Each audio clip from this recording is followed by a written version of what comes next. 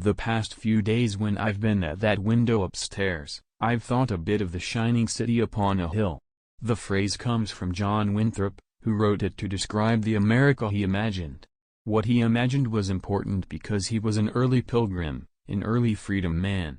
He journeyed here on what today we'd call a little wooden boat, and like the other pilgrims, he was looking for a home that would be free.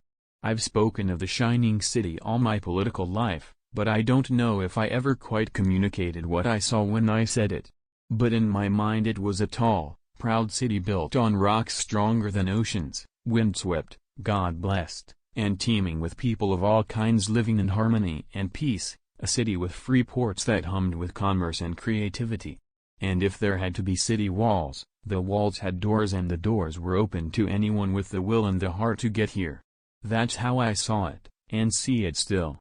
And how stands the city on this winter night? More prosperous, more secure, and happier than it was 8 years ago. But more than that, after 200 years, 2 centuries, she still stands strong and true on the granite ridge, and her glow has held steady no matter what storm.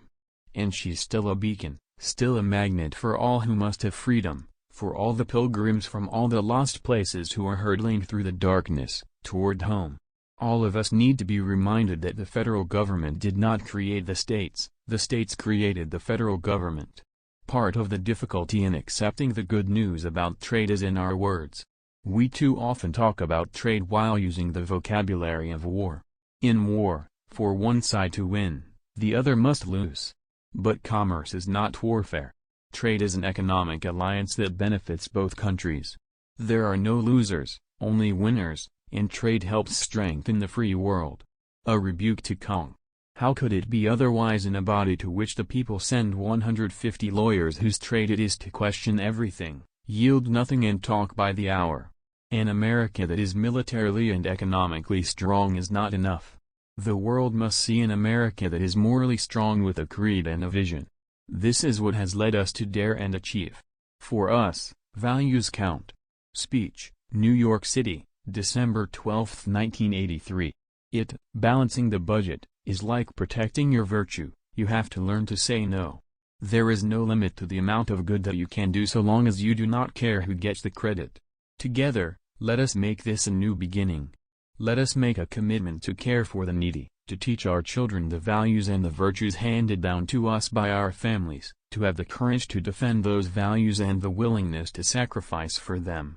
Accepting Republican nomination, Detroit, July 17, 1980. We can't help everyone, but everyone can help someone. History is made by men and women of vision and courage. Tonight freedom is on the march. Then the one between the United States and the United Kingdom. Not only did Margaret Thatcher and I become personal friends and share a similar philosophy about government, the alliance. All this became evident to us.